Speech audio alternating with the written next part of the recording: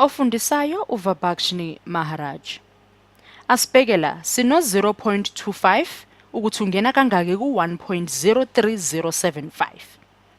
Khumbula ngaso sonke isikhathi ukuthi uma wenza izibalo ezinjengalezi kuzomela uyiguqule inamba yakho ukuze ibe njani ibe ama whole numbers.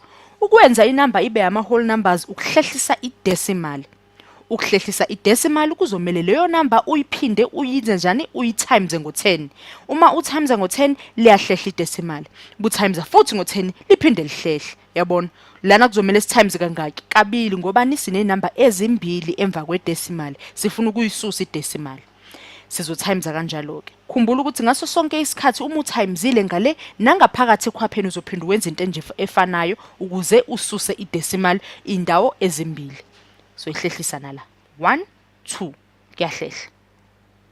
Siyayiqondisana lapha phezulu idecimal lethu. Zilula lezi zibalo. Ukuhlehlisa idecimal ubheke ukuthi iyiphi number engena la. Awuthi ngikubhalela eceleni kuzofana nokuthi uthe 0.25 awuthi ngibhale ngenye indlela. Le number le phakathi ekhwapheni lengibhala lana iyafana nokuthi divided by 0.25 lo 25 wethu ongaphandle kwekhwapha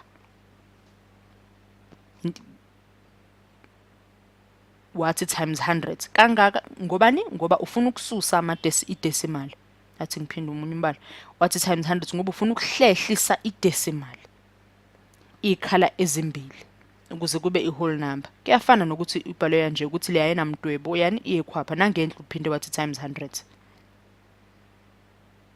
buthi times 10 uthi times 100 ulokunyuka kanjalo idecimal liyehlehla.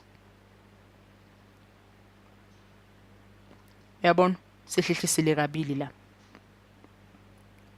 Awuthi ngiphinde ngibhale.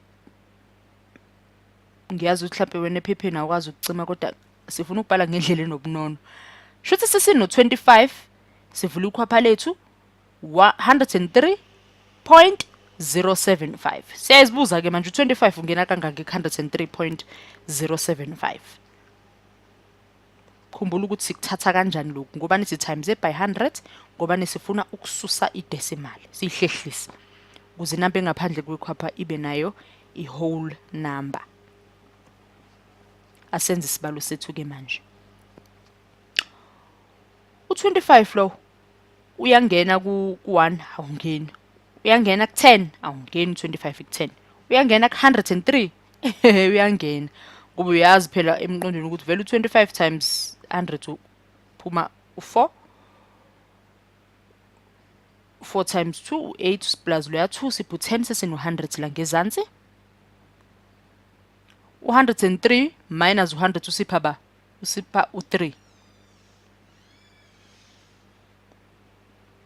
singakhohlwa ukwehlisa u0 wethu nakuya sesino 30 25 ku30 ngena kanye siyabeka phezulu decimal lethu singakhohlwa njalo ukuyiqondisa bese ngikhohlwa ukubeka la ngenhla.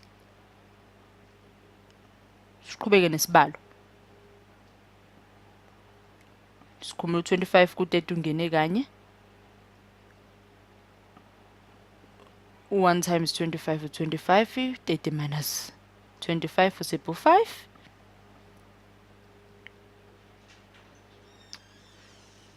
inamba yodwa nje kuyafana sawu 30 singakhohlwa ukwehlisa u7 wethu sesino 57 u25 yangena ku57 ungena kabili ngoba uyazi ukuthi u25 times 2 ukupha ba u50 ngakho ungena kabili 2 times 5 ukupha ba u2 times 25 ukupha ba u50 57 minus 50 usipho 7 la ngezansi awuthi ngithi ukunyuka ngakhohlwa 5 wakho siyawehlisa sesinoba manje u75 u25 yangena ku75 ngoba uyazi ukuthi 25 times 3 usipha ba u75 ngakho uzonyusa u3 wethu phezulu u3 times 25 usipha bani khumbula u75 asawudingi lo ya2 siyabamba lapha u1 nangu 75 wethu awuthi ngithi ukunyusa iphepha lami la